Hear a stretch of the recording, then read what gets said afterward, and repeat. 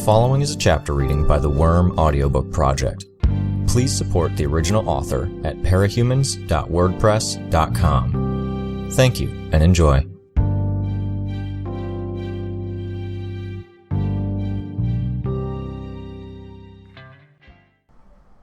Arc 16, Chapter 7.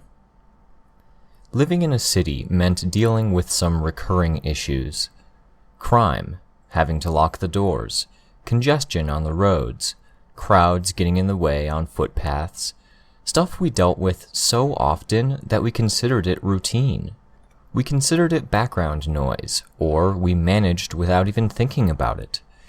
Construction work was something we couldn't dismiss so readily, something that always seemed to elicit groans and complaints. Maybe because it was so blatant, so grating, and it changed the tone, location, and degree often enough that we couldn't adjust. Not today. No, I felt a level of satisfaction and security as the bulldozers and pile drivers went to work in my territory. For every car on the road, there were 10 trucks carrying debris out, and 5 trucks bringing materials in. A lot of that would be Coil's doing, I knew. There was construction and clearing going on throughout my territory, and building inspectors were checking blocks, all despite the warnings that were going around regarding big, bad, unpredictable Skitter, and that would be because he greased palms, or the construction companies at work were his. Damn it, I felt restless. I wanted to go to Coil's territory and discuss Dinah, and I might have if Trickster hadn't been the first to speak up and declare he was going to confront Coil. I suspected that Coil wouldn't release Dinah this soon, and if he was under too much pressure to hear Trickster out, he certainly wouldn't listen to me. If he did have something to offer Trickster, he wouldn't welcome my distraction. I had to wait. I hated it, but I recognized it as the sensible route. Trickster's focus was on Noelle, though, and nothing I'd seen indicated that Coil had made any advances on that front. All I knew, really, was what Tattletale had told me and the little things that had come up in our brief discussion with the travelers about our strategy. She'd been a girl, maybe not in the best of health. It was possible Trickster had been trying to save Noelle in the same way I was trying to save Dinah. The circumstances were different, obviously. Coil was the best answer the travelers had to Noelle's situation, but he was the cause of Dinah's. Still, it made me think. I was officially hands-off in my territory. I wasn't going to deviate from orders now and risk upsetting Coil. That meant no costume, no showing my face, no intervention in the management of things. Which turned my thoughts to Sierra. As far as my ability to sense things with my swarm went, Sierra was easier to identify than many. Her dreads gave her a distinct profile. I couldn't find her.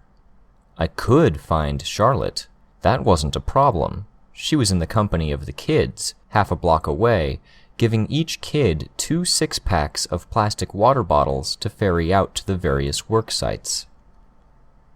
"You've been lying there since I woke up, eyes half open, staring off into space." I blinked hard, then rubbed my eyes. Hey. I looked at Brian. He was pulling himself up to a sitting position, the covers over his lap. I glanced over his upper body. None of the battle wounds I'd seen him sustain in the past were there anymore. The scars from the shallow cuts Cricket had carved into his chest were gone, as were the defensive wounds and old scars on his hands and arms. He was in perfect shape physically. But I'd sort of explored enough to discover that last night. It hadn't been a perfect night, not even excellent, but it had been nice. Considering all of the other humiliating or awkward possibilities, I was happy to take nice. Thinking about it made me self-conscious. I pulled the sheets up to my collarbone. "You sleep any?" "Some. Woke up in the middle of the night, I made some noise. I'm surprised I didn't wake you." I frowned. "You should have." He shook his head. "You were exhausted. Once I saw you there, it helped me to realize where I was, dismiss them for the dreams they were. Took me a bit to relax, but it wasn't bad, being here." Hated that he was struggling like that and I couldn't help fix it. "Do you need to talk to someone? A psychiatrist?" I could see him flinch at that, his entire upper body stiffening in some kind of knee-jerk resistance. I waited, not pushing. He sighed, and I watched that battle readiness slowly seep from him, the tension leaving him. Up to a point. "Don't we all?" "Probably, but you're the one I'm worried about." "I'll figure this out myself. Have to do this myself, or I feel like it won't count. It won't really be a fix." I didn't like that response, but it was a hard one to argue with. "I won't pester you about it, but can you at least tell me that if this goes on for any length of time, you'll go get help?" "It'll get better. It has to. I feel like I've taken strides forward, forcing myself to let down my guard, to be here with you." I tensed. "Forcing yourself?" "That's not what I mean. I mean, you know, I can't relax. Can't stay still, can't stop watching over my shoulder or make my brain stop replaying scenes in my head. Except I can if I'm active, if I'm doing something like we were against those dragon suits, or if I'm with you and I'm lying here in your bed trying not to wake you up. Then I know I can't get worked up. It gives me these boundaries I can force myself to work inside." My eyebrows drew together in concern. "It sounds like it's causing you more stress in the long run." "No," he said. He reached out and used both of his hands to seize mine. He squeezed. "Come on, no. Is that really what you want to talk about right now?" "I'd love to talk about other stuff," I said. I wasn't sure I was telling the truth. Things were more awkward in the light of day. Only seconds ago, I had prodded a sore spot for him by raising the idea of psychiatric help, offended him. If I didn't clear my head and get centered, I wasn't sure I trusted my ability to avoid another misstep. But I made plans with my dad. I paused, closing my eyes. 9:28. I figure I need to shower and get dressed, which might take an hour, eat, do a quick walk around my territory in civilian clothes, then head over.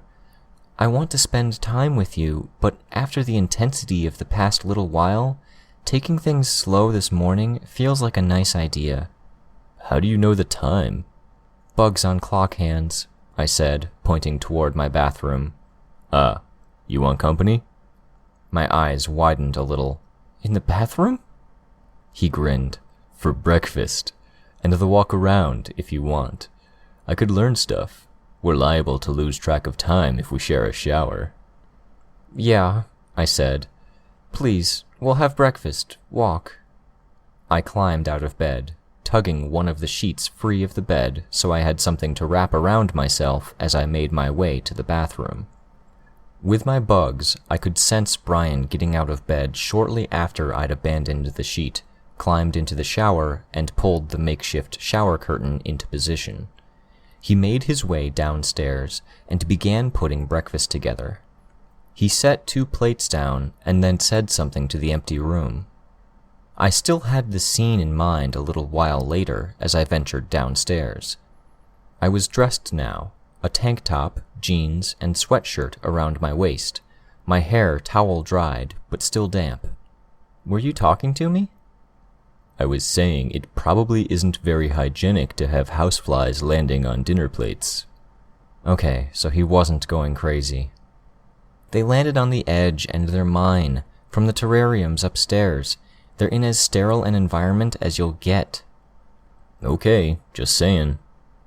"I can't hear you through my bugs, by the way. It's not the first time you've done that." "Right. Wasn't sure because Tattletale said you were working on it." I shook my head. "No progress." "And I'm getting used to talking to empty rooms. sometimes catch Aisha off guard. Breakfast? Sit down, I'll put the kettle on. Didn't want to fill it while you were in the shower. Thank you. Through some unspoken agreement, we didn't talk about work. We didn't discuss Coil, Dinah, the Travelers, Dragon, or the Nine. Instead, our discussions turned to favorite movies and shows, my favorite books and memories from our childhoods, shows we'd watched and nearly forgotten, moments from school. Emma came up a lot as I thought back on it. My parents, too. The three of them had been the focus of my world, with everything else taking a distant second place. Emma had turned on me, my mom had left me, and my dad, I had to admit I'd left him. I didn't raise any of the heavier stuff, but I mentioned that Emma had turned out to be one of the bullies that plagued me throughout my stay in high school. Brian, in turn, talked about his life growing up. That did touch on the heavier stuff, and as much as I liked learning a bit more about the details of his life, I was glad when we detoured into a discussion of martial arts. As he explained it, he was more interested in the broader strokes and philosophy of a given style than on the particulars. Once he had a sense of how a given adherent of the style might approach a fight, and enough basic techniques to see how they put it into practice, he tended to lose interest. All around us, I could see people hard at work. My people were deferring to any legitimate construction crew that set to work, shifting their focus to nearby areas. I could see people moving supplies out of a nearby building so the crews could bulldoze it, others helping to unload a truck of building supplies. When I got back to this and started to give orders, I'd have to find work for them that wouldn't put them in the way. I couldn't quite track how many people were working for me in my territory, but it was far more than before. I felt like I should be losing people each time I got pulled into a fight against a major threat. I had, when Mannequin and Burnscar had attacked, but I'd walked away from the first Mannequin fight with something of a following, and I'd expected to see my people leaving in droves after Dragon made her move. Except it wasn't happening, and I wasn't entirely sure why. Our walk took us on a circuit, with us turning back to my lair, and I left to go back to my dad's while Brian headed back to my place to use the shower. I felt weird about that, parting ways so casually after spending the night together. Oddly enough, I felt weird about letting him in my lair while I wasn't there. He'd be passing through my room, seeing my stuff. I knew it was paradoxical to be bashful, covering myself with a sheet and feeling guarded about my privacy, all things considered, but that didn't change the fact that I felt that way. I wouldn't refuse to let him use my bathroom because of it, but yeah. In a way, we'd sort of done everything backward.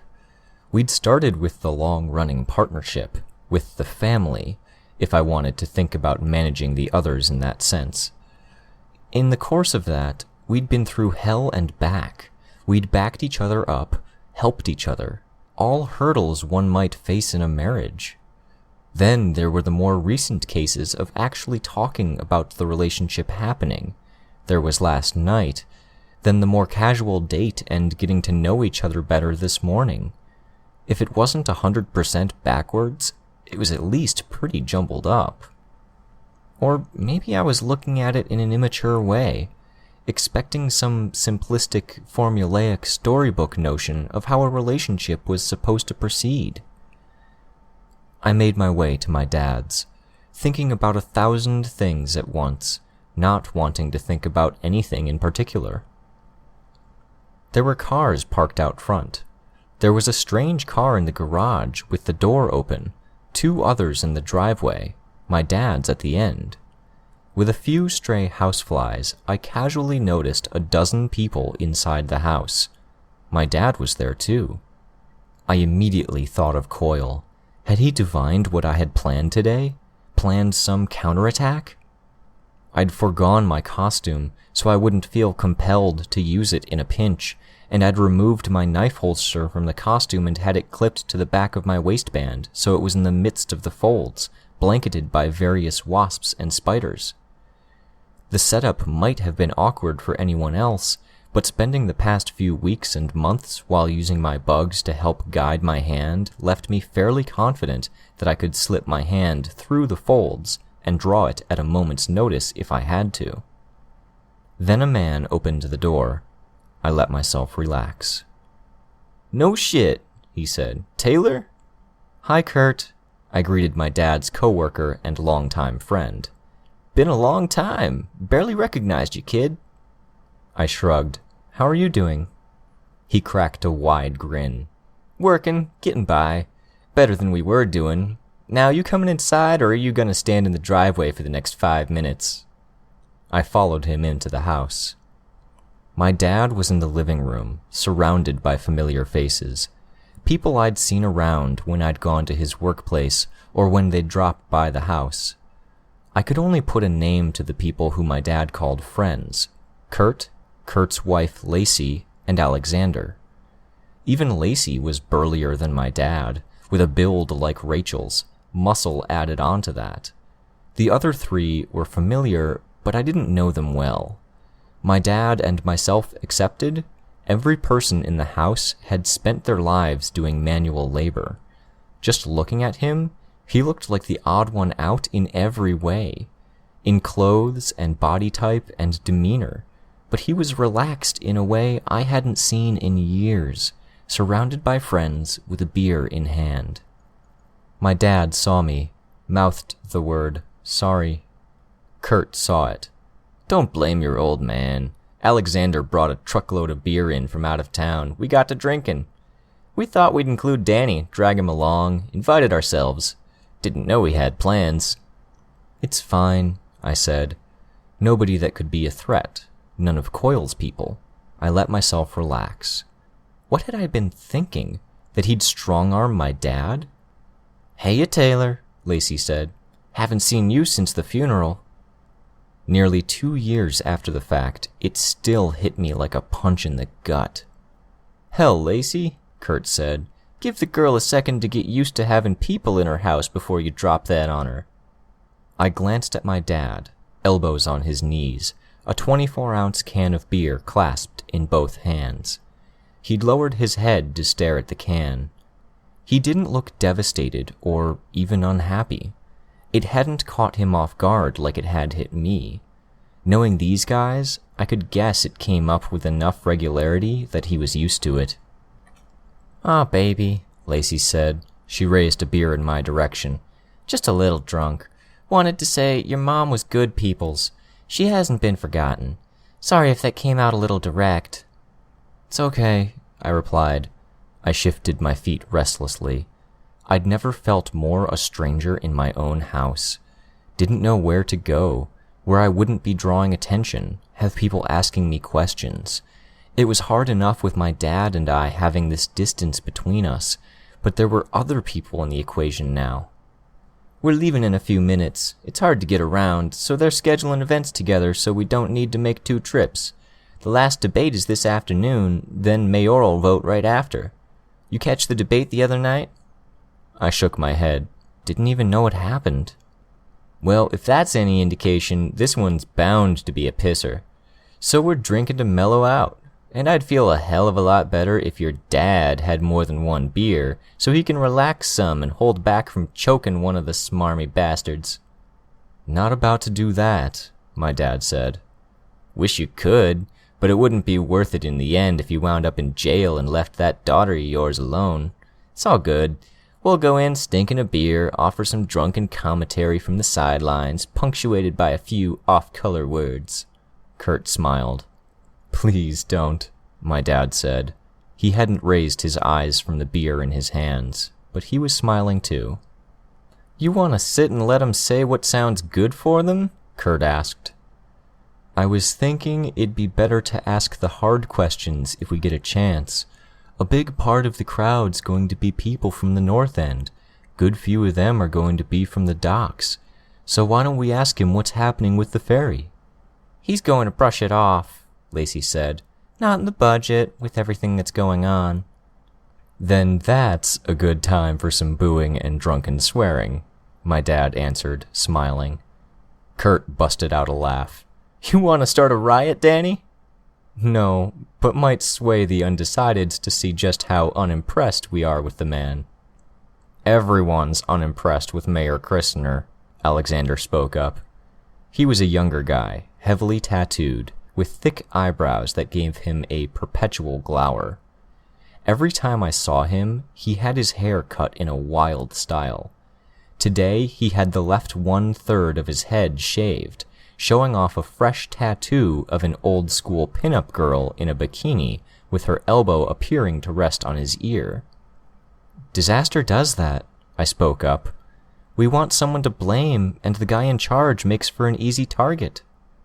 He's a deserving target, Kurt said, seating himself on the arm of the chair Lacey was in. She wrapped one arm around his waist. He went on. There was this thing in Washington talking about whether they should throw walls up around the edge of the city, blockade the streets and shut off services, get everyone out of here. He said no, right? He said no, asshole. Probably earns more money this way. Take a few million for restoring and helping the city, help himself to a percentage. That surprised me. You're not happy the city was saved from being condemned? Did you want to be kicked out of the city, to leave your home? It'd suck, but the way they were talking about it in the paper, there's a big fund that's set aside for covering the damages those Endbringer motherfuckers cause. Idea was that they'd dip into those funds, give everyone that they oust a bit to cover the cost of their homes. There's no way that's doable, I said. What about everyone who left when they were told to evacuate? Don't know, Kurt said. I'm just saying what the papers did. I felt an ugly feeling in my gut. And they'd give us what the houses used to be worth? They'd give us what the houses might be worth now, he said. So, not much. It's more than they'll be worth a few years down the line after the rot sets in and any mold problems get worse. Getting expensive to get supplies into the city, which means it'll be costly to fix things up and renovate. Not necessarily worth it. I saw construction crews at work. Kurt downed a swig of his beer and cleared his throat. Sure, the companies that are buying up all the materials, purchasing land on the cheap, all in the hopes that this city gets its act together and the land turns out to be worth something. It could. Come on.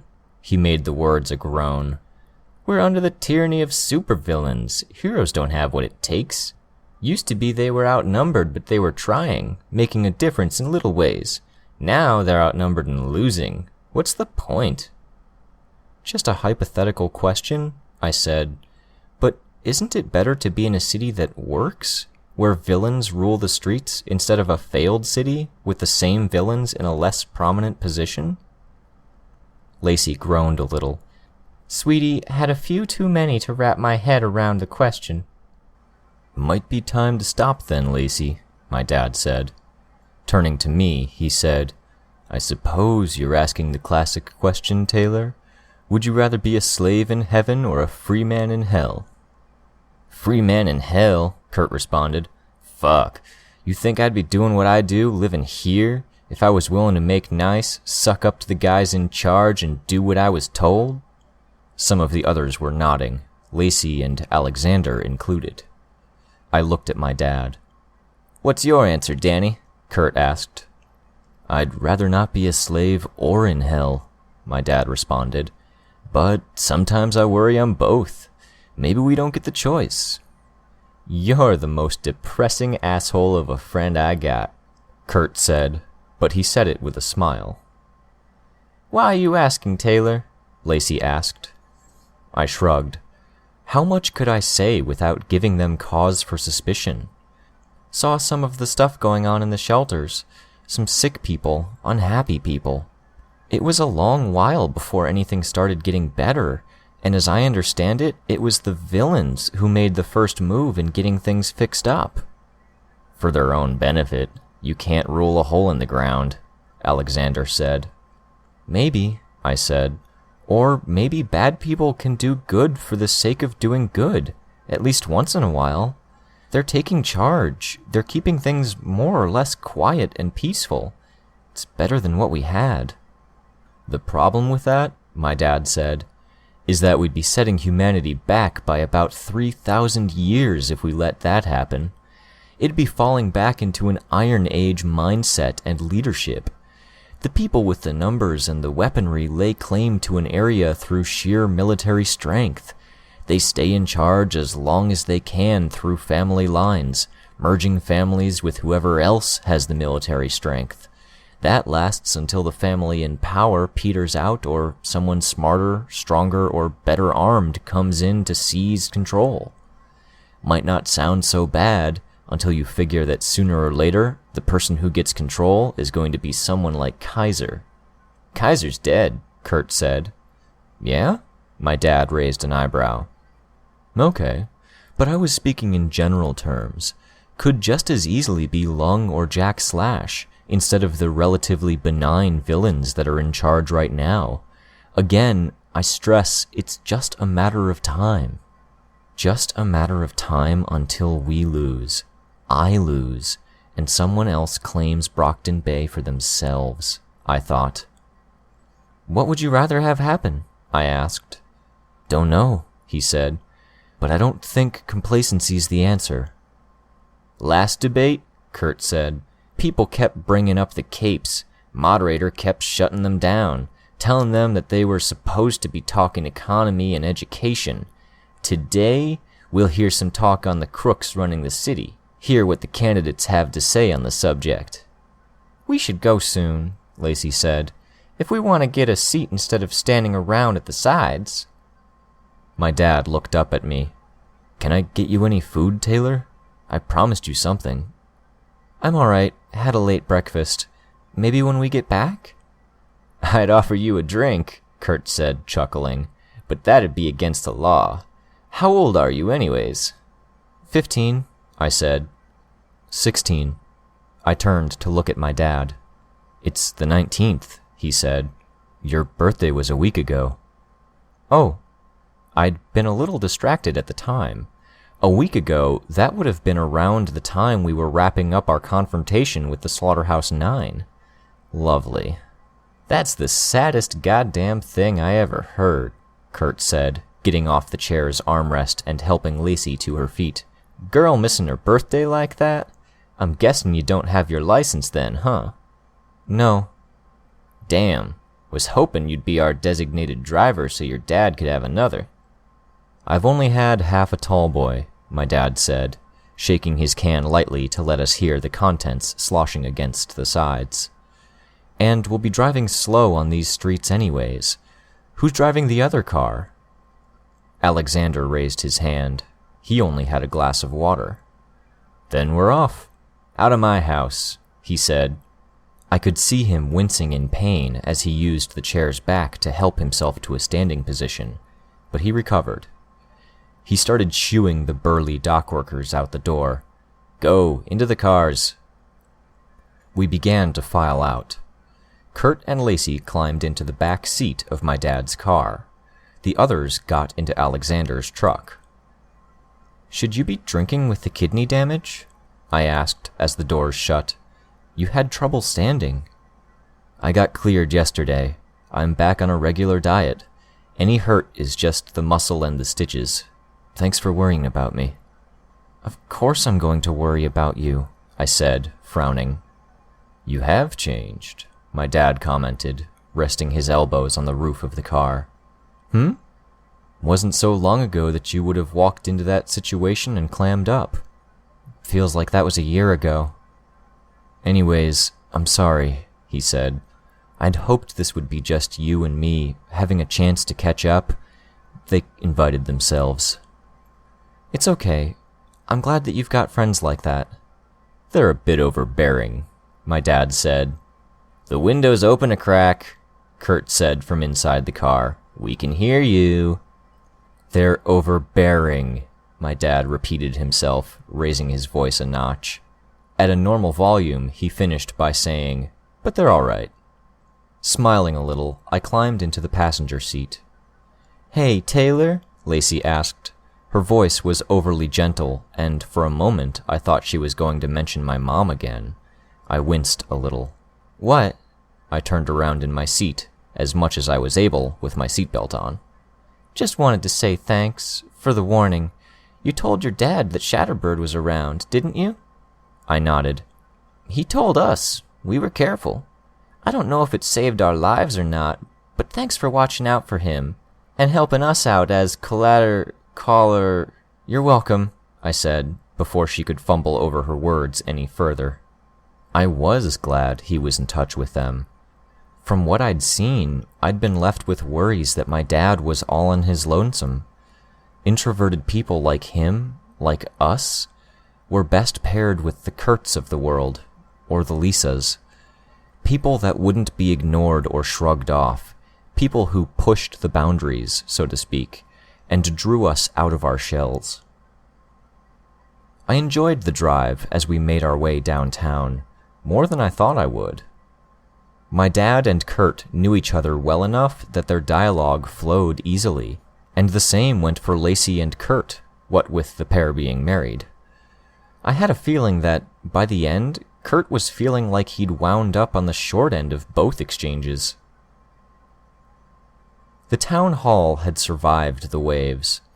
The stone building had crenellations and an American flag over the door. We joined the trail of people who were filing in, walking past stands with the posters and images of the candidates, booklets of brochures about the issues, and stands with newspapers from neighboring cities. My dad and Kurt grabbed a few papers each and put them into the plastic bags that had been made available to us. It was a nice thought, putting those out. There wasn't any TV at present, and we had to keep abreast of what was going on somehow. The signs led us past the old historical courthouse and to the auditorium. We'd expected the seats to be filled, leaving us only with standing room, but the opposite was true. The back of the auditorium and the rear rows were filled with reporters and camera crews, and the rest of the crowd had filled in random spaces on the benches. 500 or 600 people, somehow less than I'd thought. It was an odd election, in a way. The city had been without working computers for a week and a half. Most had lost their cell phones and were left without landlines. An election without media for advertisement? For many here, this would be the first and last time they heard a candidate's stances on the issues before voting. Was this how it had been in the past? When poorer households hadn't gotten newspapers and there hadn't been televisions or radios? I looked at the candidates. A dark-haired woman in a dark blue suit, a blonde man, and the older incumbent, Mayor Christner. How many others in this auditorium were aware? Some time ago, Coyle had told us that 2 of the candidates for office had been bought. Mayor Christner, well, I could remember standing in his backyard, him pointing a gun at me, pleading for me to step in and save his son's life. Would the debate turn to the subject of him arguing against the condemnation of the city? And if it did, how would Christner justify the decision he made? I was caught between an ugly feeling of guilt and genuine curiosity in how the event would play out. Mostly guilt, but I couldn't do anything about that. I'd done what had to be done. On the curiosity side of things, I wondered momentarily if either of Coyle's mayoral candidates had military backgrounds, or if he'd hand-picked his politicians the same way he selected his elite soldiers. That train of thought ground to a halt as something caught my attention. It was habit now to have my bugs sweeping over my surroundings, giving me a perpetual sense of what was going on in the surrounding 3 or 4 city blocks. When the vans found parking spots around the building, it didn't even warrant a conscious thought. When the soldiers began filing out of the vans, it startled me. Men and women with machine guns and body armor. Not PRT. No, definitely not PRT. The armored limousine pulled into the middle of the street, just outside the front doors. By the time Coyle climbed out of the vehicle, His soldiers were either just past the doors on either side of the building, or standing at the ready to accompany him by the front. Coil here? It didn't make sense. He wasn't the type to show himself. It didn't fit how he operated. Hell, if the mayor was here, his son would be too. Triumph would be in the crowd. I glanced at my dad, and he squeezed my hand. Not too bored? I shook my head, trying to keep my expression placid as my mind raced. Coil was making his play right here, right now.